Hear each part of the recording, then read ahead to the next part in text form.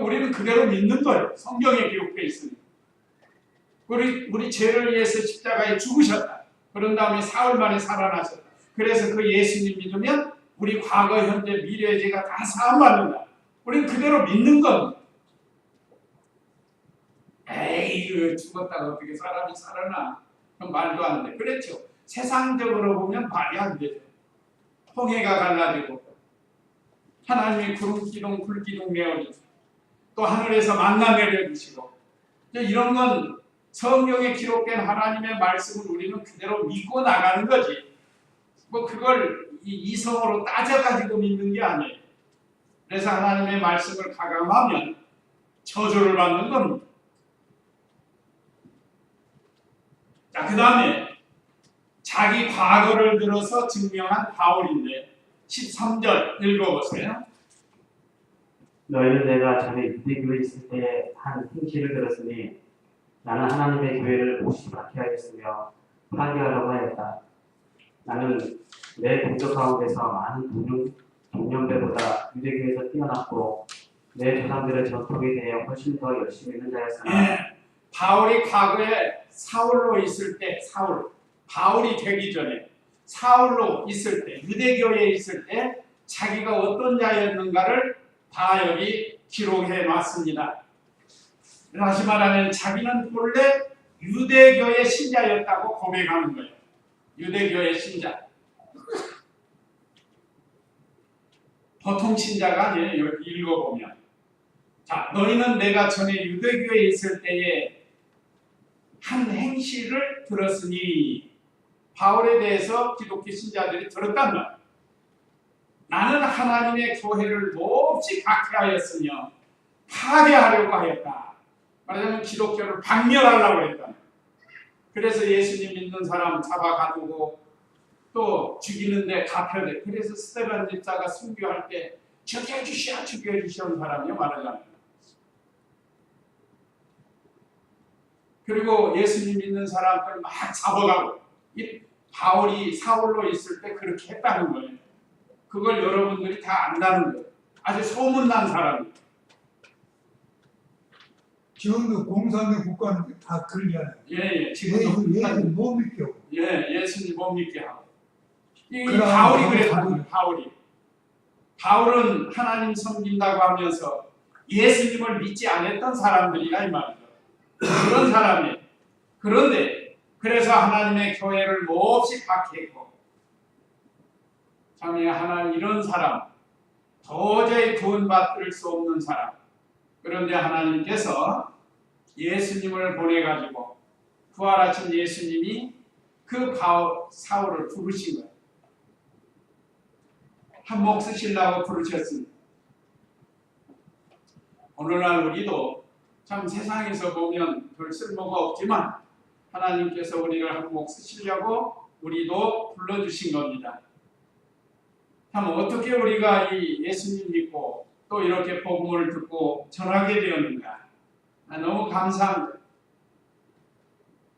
14절에 보면 나는 내 동교 가운데서 많은 동년배보다 유대교에서 뛰어났고, 이 말씀은 자기하고 친구들, 동년이니까 나이가 같은 그런 친구들보다 훨씬 앞서 있다는 거예요. 지금 자기가 유대교에서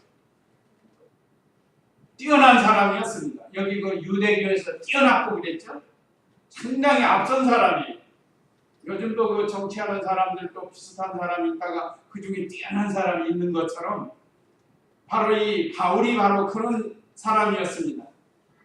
내 조상들의 전통에 대해 훨씬 더 열심 있는 자였으나 그랬는데, 그러면 유대교의 그 교리에 앞장서서 열심을 내서 했다는 거예요.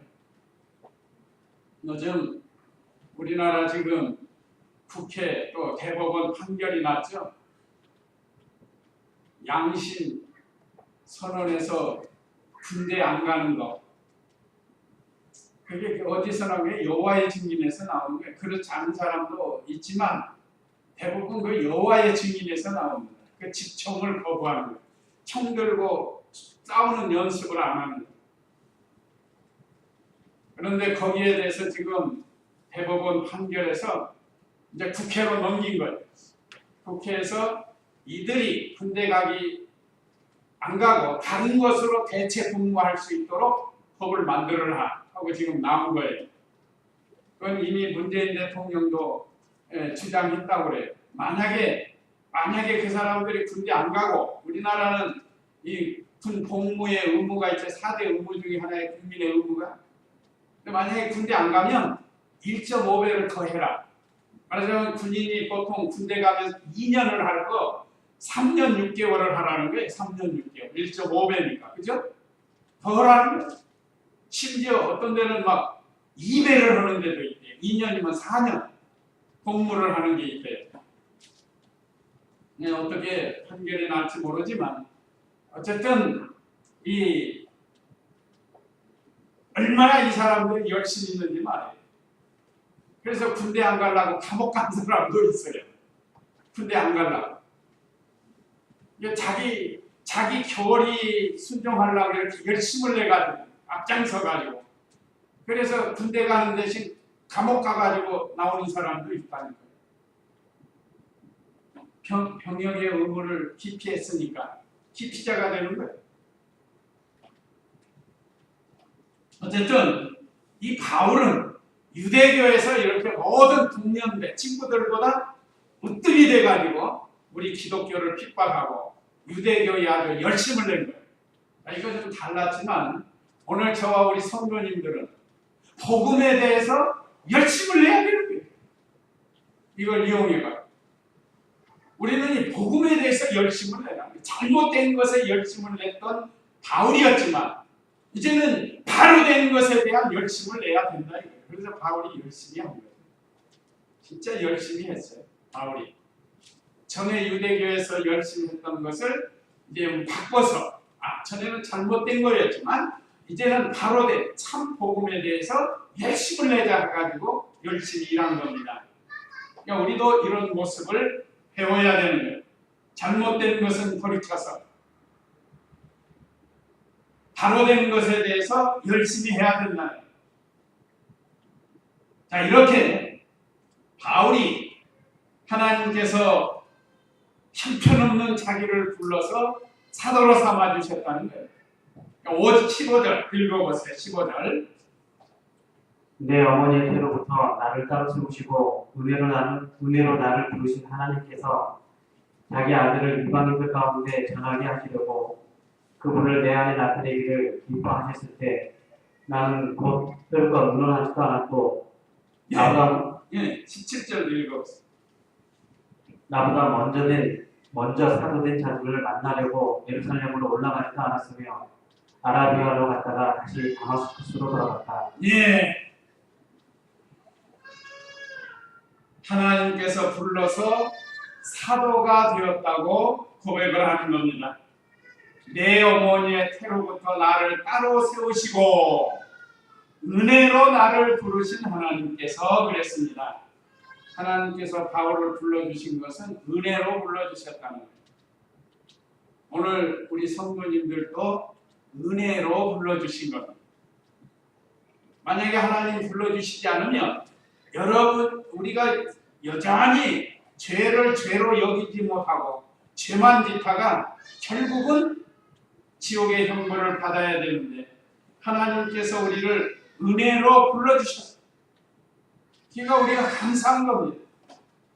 세상엔 우리보다 잘난 사람도 많고 부자도 많고 똑똑한 사람도 많이 있지만 하나님 특별히 우리를 은혜로 불러주셨어요. 아까 말씀드린 것처럼 이 바울이 이런 은혜 받을 자격이 없잖아요. 사실은 예수 믿는 사람 잡아 죽이고 스데반 죽이는데 앞장서고 얼마나 유대교에 앞장서면서 기독교를 핍박을 해요. 요즘 제일 기독교 핍박하는 종교가 어디죠? 이슬람교들 아주 무자비하게 핍박합니다. 그런데 그 가운데서 하나님께서 바울을 모태에서부터 사도로 세우시기로 책정을 하고 그를 불러서 복음을 전하게 했다는 거예요.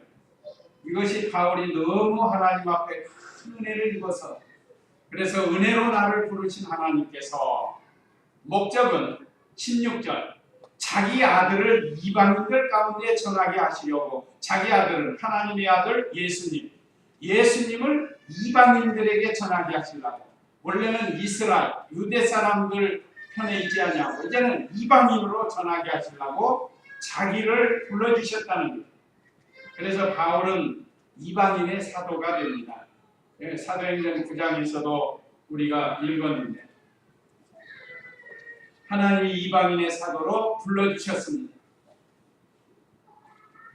그분을 내 안에 나타내기를 기뻐하셨을 때 나는 곧 혈육과 의논하지도 않았고 나보다 먼저 사도된 자들을 만나려고 예루살렘으로 올라가지도 않았으며 아라비아로 갔다가 다시 다마스쿠스로 돌아갔다. 바울이 하나님께 이 계시, 복음 계시는 직접 받았다고 다시금 이렇게 증명하는 겁니다. 만약에 사람에게서 났다고 하면 예루살렘에 가서 사도들을 만나서 거기서 공부를 해가지고 할 텐데 그게 아니라는 여기 아라비아로 갔다고 하는 것은 이 아라비아에서 3년 동안 기도하면서 계시를 받았다는 거예요. 그건 이제 다음 절에 자세히 나옵니다.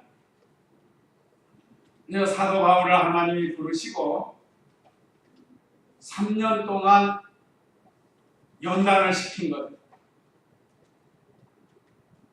그래서 18절로 24절은 바울의 신학과 복음 전파인데 18절 읽어보세요. 그리고 3년 후에 나는 게바를 만나려고 예루살렘으로 올라가 그와 함께 15일을 지냈으나 주님의 형제 야고보 외에 사도들 중 다른 어느 누구도 보지 못하였다. 보아라, 하나님 앞에서 말하는데 내가 너희에게 쓰고 있는 것은 거짓말이 아니다. 네, 바울을 통해서 주신 이 복음 계시의 말씀 이것은 이 거짓말이 아니라는 거예요. 또 사람에게서 난 것도 아니고 사람에게 배운 것도 아니라는 겁니다. 여기 18절에 보면 그리고 3년 후에 나는 게바를 만나려고 예루살렘으로 올라가 그와 함께 15일을 지냈으나 그랬습니다. 바울이 계시를 받기 위해서 아라비아에 가서 사막에서 3년 동안 기도하면서 말씀을 받은 겁니다. 자, 모세는 시내산에 올라가서 하나님의 말씀을 받았죠.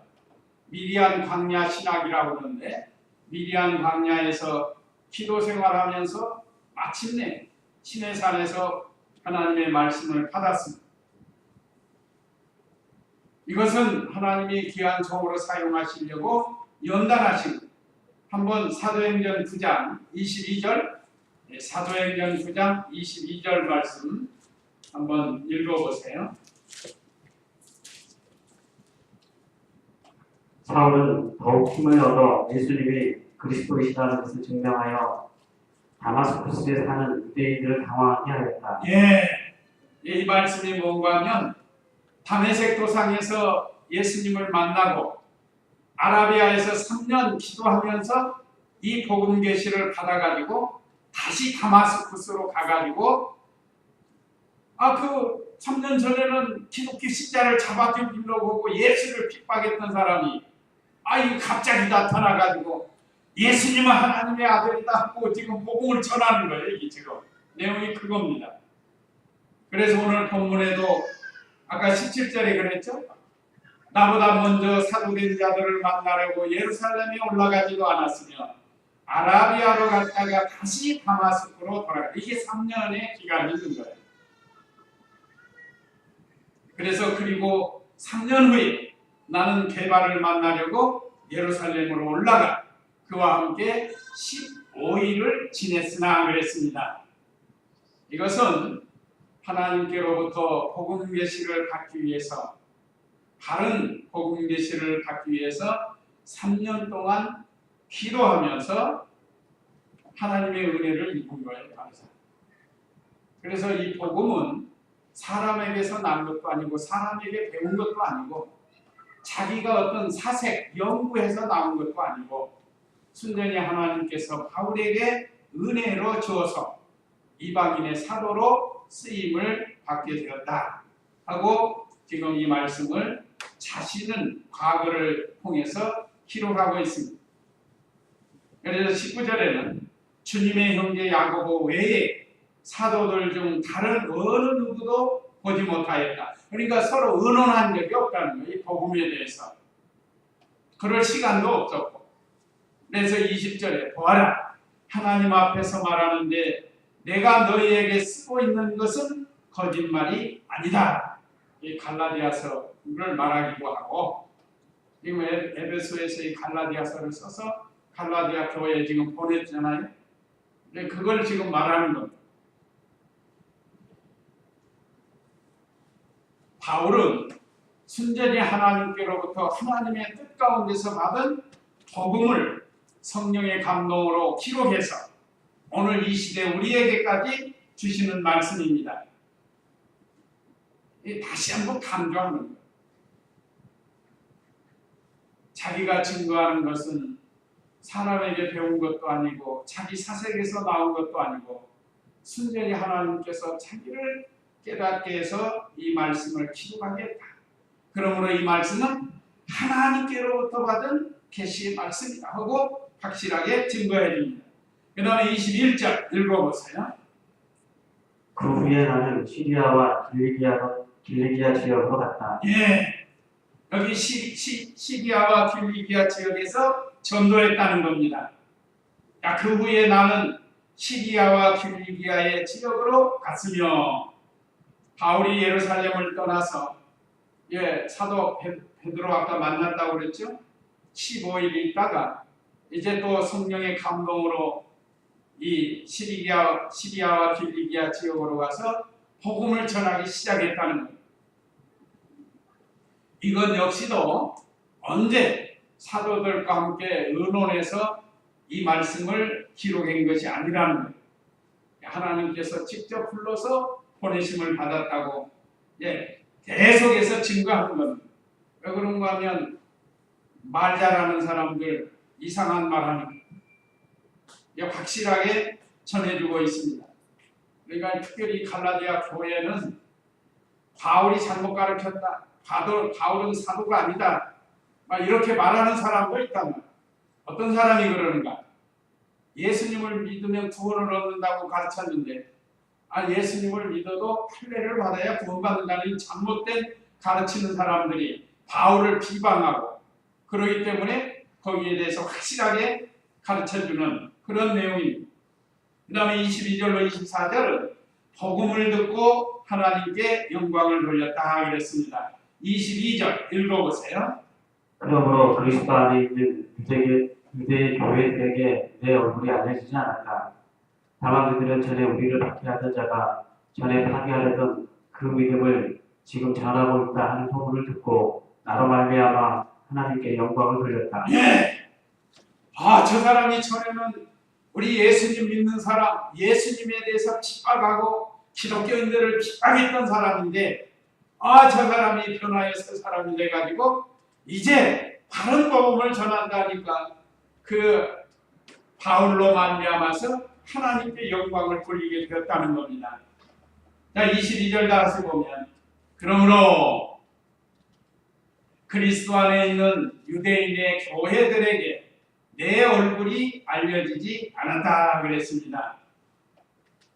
이것은 유대에 있는 성도들은 전에는 교회를 핍박하던 그런 자가 이제 회개하고 돌이켜서 복음을 전한다고 하니까 유대에 있는 교인들이 다 그 소식을 듣고 하나님께 감사하면서 영광을 돌리게 되었다. 얼굴은 보지 못했지만 소문을 들은 거예요. 소문. 저는 이 사람이 상당히 우리 교회를 핍박해. 우리도 그렇잖아요. 우리도 지금 누가 어디서 말하자면 교당에 어떤 사람이 와서 다른 복음을 잘 전하면 보지는 못했지만 다른 사람을 통해서 우리에게 전파해 준다. 그러면 그거 참 잘한 일이다. 감사한 일이다. 하고 하나님께 영광을 돌리는 것처럼 되는 겁니다. 특별히 바울은 예수님 믿는 사람을 자기가 핍박하고 박해하고 했던 사람이기 때문에 아마 어떤 사람들은 반신반의했을 거예요. 저 사람이 진짜로 저러는 건가? 그런 사람도 있었을 거예요. 그런데 바울이 참으로 회개하고 변하여 새 사람이 되어가지고 이제는 예수 그리스도를 확실히 증거하는 그런 좋은 일꾼이 되었다. 그래서 23절에 다만 그들은 전에 우리를 박해하던 자가 전에 파괴하려던 그 믿음을 지금 전하고 있다. 전에 사울로 있을 때 얼마나 기독교를 박해하고 또 기독교를 파괴하려고 하지 않았어요? 아니 진 눌러서 없애버리려고 했다.